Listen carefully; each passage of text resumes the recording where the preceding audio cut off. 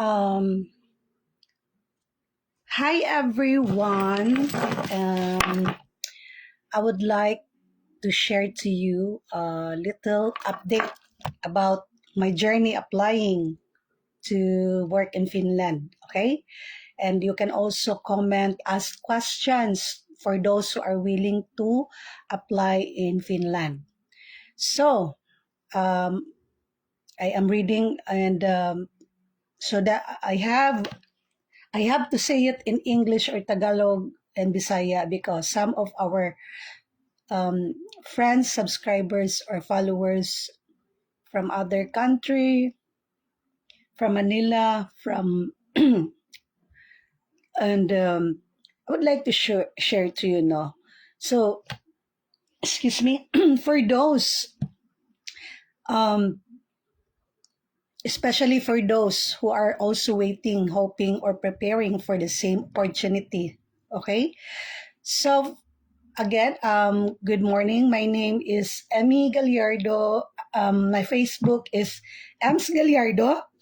Excuse me, what's happening to my throat? And my YouTube channel is Caregiver Emmy Gallardo. You can also um, subscribe me there if you like. Okay, so so I applied through Tapmake Agency or TIMS located in Baguio City, no? And then I applied December 2022. So during on my I was working ako po ay nagtatrabaho as a caregiver dito sa Cagayan City, and nung time na yon day off ko po ata mga 2 weeks or 1 week kasi nga nagpabunot ako itong ipin. And suddenly, nawala na naman yung denture ko kasi ninakaw ng R80. So, magpapagawa na naman ako ulit ng postizo, no? So, my journey, I scroll on Facebook, through Facebook kasi wala akong ginagawa after bunot ng ipin ko kasi masakit na siya. So, I told my employer na, sir, pwede po ba ako mag-off kasi po magpapabunot ako ng ipin kasi hindi na po kaya. No? So, yun. So, December 2022, mga nakita ko yung TIMS Tapmake. It's Tapmake Manpower International TIMS Manpower Services. And then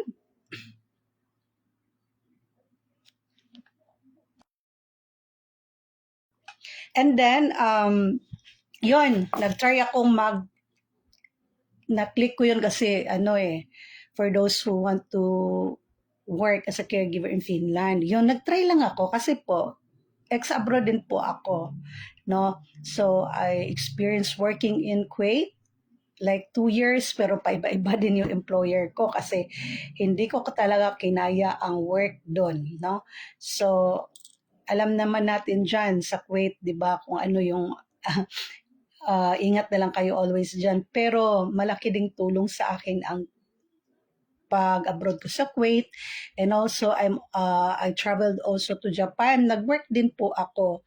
So hindi ko po kasi siya maintindihan dati kasi medyo bata-bata pa ako noon. So now I'm 43 years old, so maybe I understand and what life is, what journey or anong tawag dito is iba-iba tayo ng journey, mga moms, sir, guys, no? So yun, I applied through TIMS or Tapmake Manpower International Services located in Baguio City, no? So yun, nagkaroon ako ng pasyente after work. So I have another patient na ni-recommend sa akin. So na-assign ako somewhere in outside Cagayan City, which is wala po masyadong signal and busy talaga pag naman pag caregiver, no? And then, yun, naka-receive ako ng email from Tapmake or Topmic. Yes, I received email from Topmic December. Sinulat ko po, mahaba-haba po siya kasi sinulat ko po lahat ng aking mga experiences during my applying, and na grabe yung mga sacrifices ko din, no? So yun nga po, nag-email ang Topmic sa akin. That was December 2022. So yun, before pa pala ako in-email, nag-submit ako kay Topmic sa link nila, submitted documents. Kailangan walang kulang. Halimbawa, ito, nasubmit ko na ito.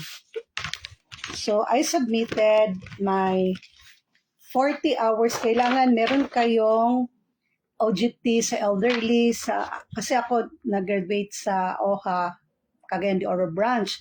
So, sinabit ko rin tong OTR ko. Ang tagal ko po siyang nakuha. So, sinabit. Basta lahat po ng certificate of completion na nag-OJT ako, kailangan po natin ng ilang, 40 times 160 hours. Yun ang namin sa OJT. So, hinanapan ako. So, I submitted my Lisay de Cagayan University High School diploma. And I submitted also my diploma from OHA. So, ito po talaga yung mga sinabmit ko, yung certificate ko po sa Red Cross. Ito po, pinascan ko po talaga siya. Certificate of Training ng Caregiving in situ. Pinasa ko po yun. Through sa link nila, scan po talaga. And nagpasa din po ako ng official transcript of record sa college, pero first year college ako, pinasa ko na rin din, di ba? And then, ito, ewan ko kung napasa ko to, yung certificate of appreciation from Kusgan volunteers, yun, from Higala. And meron din akong Christian Samaritan Health Services sa hospital, kami OJT, no? And also another one, I submitted the NC2, no? Importante pong may NC2 po tayo. Hindi po tayo makakapag-apply kung kulang po yung requirements natin. And I already passed also my photocopy of or scanned passport, no? So, hinapan ba ako parang hindi ako hinapan ng NSO. Parang hindi. Hindi ko na lang na-remember, no, kasi matagal na ako nag-apply. I submitted December 2022. And ano pa ba? Yun. Sinabit ko na po yung mga requirements ko sa Topmic. And then, yun, sabi ni Topmic, sabi ng local agency namin na you have to wait, wait for email. So yun, December 28, 2022, nag-email si Topmic sa akin na merong orientation. Yun, hindi ako naka-attend ng orientation kasi po may trabaho po ako, and outside Cagayan City yun, in Balingasag. As I remember, Ilawuwo, no? So, busy ako noon. And then December is Christmas, yung parang, kasi sa akin, apply lang yun. So, yun, nag-email ako, sabi ko, sorry, I didn't attend the online orientation kasi that's the first step if you're applying to Finland, no? So first orientation, yun na nga, nag-apply ako ng so nag-resubmit ako, nag-try ako, so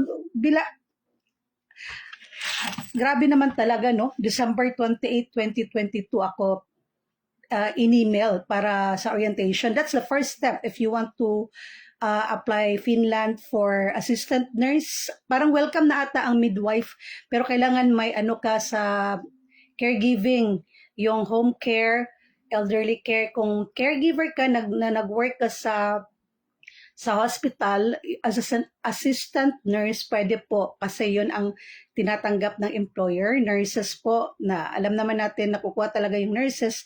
Kahit dati po, hindi talaga okay lang pong tumanggap ang agency po ng no experience. Pero this year, hindi na po pwede, or last year pa, 2024, hindi na po tumatanggap. Pero meron kaming mga kasama na walang experience. Yun, next year din sila makakaalis, mahuhuli sila kasi wala po sila experience. Honest din po din sila. Kasi syempre pagdating sa Finland, sila din po ang, makikita po yan ng employer or OYAYA or director yan. OYAYA, Finnish in OYAYA, in director is an OYAYA, no? Then next, yun na nga, nag-resubmit ako kasi try ko lang naman, di ba, Finland eh. So, yun. Gusto ko naman mag-Europe kasi nakapunta na ako ng Japan, nakapunta na ako ng Kuwait, nakapunta na ako Asia, Middle East. I will try another country. Yun. Moving on, pumunta ako sa I submitted again my documents. Yun na nga po, no? Sinabit ko na po itong lahat ng documents ko. No? So, yung gusto pong mag-apply, prepare niyo na yung mga COE or Certificate of Employment ninyo with notary. No? So, 2 years relevant.